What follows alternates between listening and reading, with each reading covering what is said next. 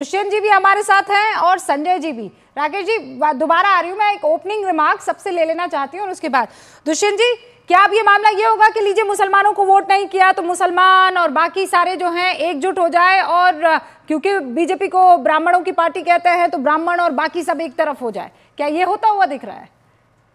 देखिए, ये तो भारतीय जनता पार्टी का अपना फैसला है, वो किसको टिकट दे किसको टिकट ना दे। लेकिन विनेबिलिटी की बात जो भाजपा के साथी ने कही है और आपने भी उठाया है मुद्दा, मैं उस पर एक लाइन ये बोलना चाहता हूं। लोगों की भागीदारी सुनिश्चित करना भी लोकतंत्र की एक महत्वपूर्ण जिम्मेदारी है। हाँ। इसीलिए एससी एसटी को हमने लोकसभा में आरक्षण दिया, सीटें उनकी रिजर्व की कि वहां से वो लोग चुन के आए।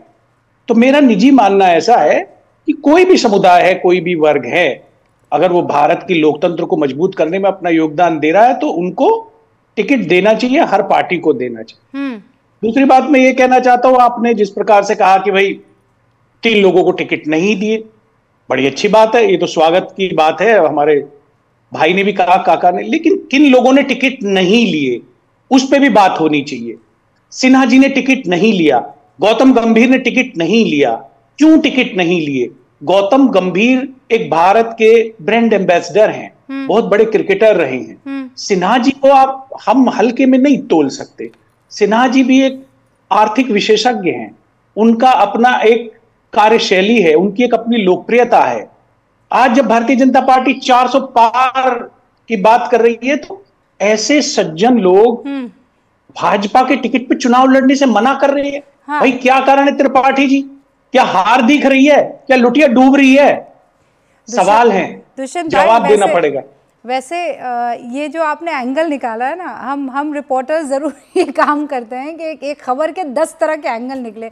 गजबी एंगल आपने निकाल दिया। राकेश जी जवाब दीजिए, आप टिकट दे रहे हैं, वो ले नहीं रहे हैं। देखिए, मैं इसका उत्तर दूंगा मध्य प्रदेश विधानसभा चुनाव के साथ जोड़ करके। जब मध्य प्रदेश विधानसभा चुनाव में हमने केंद्रीय मंत्रियों को उतारा था, तब ये तर्क इन्होंने किया था कि घबरा गए इसलिए बड़े बड़े महारथी उतार दिए हैं। लेकिन परिणाम क्या हुआ? उस परिणाम से सबक सीखना चाहिए। भारतीय जनता पार्टी संगठनात्मक आधार पर तय करने का काम करती है कि किनको टिकट देना है और किनको टिकट नहीं देना है, या टिकट के अलावा संगठनात्मक भूमिका क्या रखनी है। गौतम गंभीर और जयंत सिन्हा ने स्वयं अपनी इच्छा जताई है कि हम चुनाव नहीं लड़ना चाहते हैं, हम दूसरी भूमिका में जाना चाहते हैं। किसी व्यक्ति की भूमिका क्या होगी, ये पार्टी ऑर्गेनाइजेशन तय करने का काम करता है। भारतीय जनता पार्टी के 195 जो टिकट घोषित हुए हैं, ये मोदी की गारंटी पर है। और विश्वास मानिए, 195 के 195 जीत कर आने वाले हैं। अगर मोदी की गारंटी है जो बहुत कम करिए, इंडिया अलायंस अगर मोदी की गारंटी है तो महाजन को राज्यसभा में क्यों लाया गया हिमाचल से?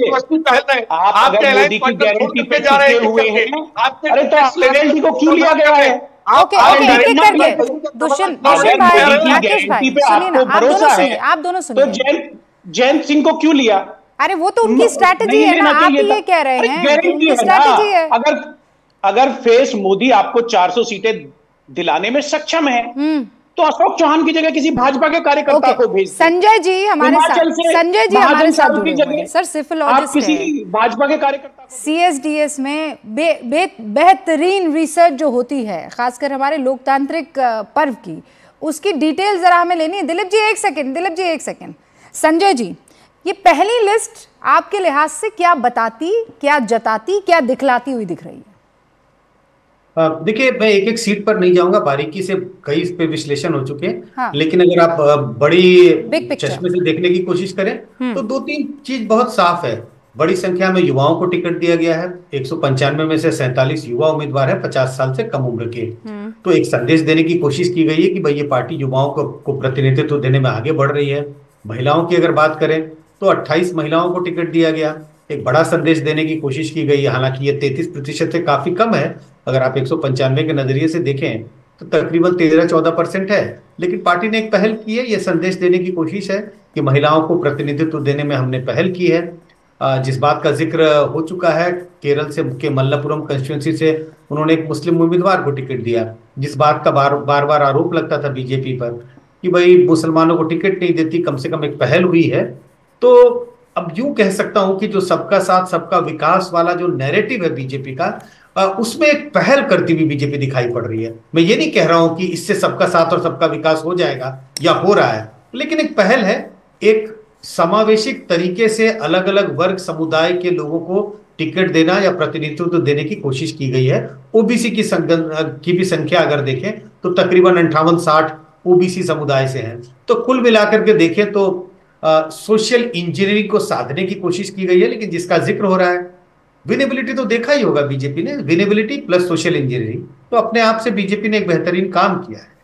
ओके, ये जो ओपनिंग रिमार्क है संजय जी का, इसमें बहुत से और दूसरे एनालिसिस छिपे हुए हैं। मनोज काका, आप लोग कहाँ हैं? मतलब यहाँ सोशल इंजीनियरिंग हो गई है, महिलाओं को रिप्रेजेंटेशन देने की पहल हो गई है, ओबीसी, एसटी, एससी, इनका भी जिक्र हो गया वो पहली लिस्ट में। आपकी तो सीट शेयरिंग ही नहीं हो पा रही है भाई। रुबिका, एक वो कहावत है कि तेरे मर्जी के मुताबिक नजर आऊं कैसे, और जो जाहिर है उसे छुपाऊं कैसे, ये वाली बात हो गई। तो देखिए, विनेबिलिटी अगर मैंने कई दिन संवादों में कहा, देखिए कई तरह के वैचारिक यहाँ साझेदारी दिख रही है दिलीप भाई, राकेश भाई में। मुझे उस पर बधाई मैं देना चाहूंगा कि कम से कम एक व्यक्ति जो समाजवाद की, एक व्यक्ति जो लोकतंत्र के मूल्यों की बात करता था, आज वो व्यक्ति नागपुर से अपना ज्ञानवर्धन कर रहा है, तो इसके लिए भी उस भाई को बधाई। लेकिन सबसे पहले इस देश में अगर किसी राजनीतिक दल ने अगर टिकटों की घोषणा करी तो आपने देखा होगा समाजवादी पार्टी ने करा। और सही बात है, किन विनेबिलिटी और किन मूल्यों को लेकर के बीजेपी ने असल में जो चुनाव जो प्रत्याशियों की लिस्ट आई है, मोदी जी ने उसमें एक चीज का बहुत बखूबी ध्यान रखा। उसमें ऐसे व्यक्ति का भी उन्होंने चयन किया है जिस व्यक्ति ने इस देश के अन्नदाता के ऊपर थार चढ़ाई थी, उसके सुपुत्र ने जब थार चढ़ाई थी, और आज भी वो देश के माननीय उच्चतम न्यायालय, किसी न्यायालय से वो बरी नहीं है, सिर्फ वो जमानत पर है, उसको भी नरेंद्र मोदी जी ने दिया है टिकट, जिसका देश भर के किसान विरोध कर रहे हैं। और कई ऐसे मूल्य हैं जो कंफ्यूज मत कीजिए, कंफ्यूज मत कीजिए। पिता का विरोध कर रहे हैं कि बेटे का विरोध कर रहे हैं, आप कंफ्यूज मत कीजिए ना। अगर बेटे ने किया है तो पिता को थोड़ी जेल होगी। बड़ा आपका बहुत अच्छा सवाल है कि बेटे का हो तो पिता को जेल थोड़ी होगी। वो क्या पिता की उसमें साझेदारी नहीं है? क्या पिता उसमें शामिल नहीं है? आपको 120B की रिपोर्ट पढ़नी चाहिए। उसमें पिता को भी कहा गया, उनके पिता को 2003 में लखनऊ विश्वविद्यालय छात्र नेता की हत्या के आरोपी है, आज तक उसमें भी बरी नहीं हुए हैं। अगर आप ADR की रिपोर्ट पढ़े तो राकेश जी, अभी आप किसान के पथ पर चल रहे थे, अब 120 भी वहां पहुंच गए। आप एक मसला रखिए ना। आप ये कह रहे हैं कि किसान जिससे नाराज है उस शख्स को आपने कैसे टिकट दे दी?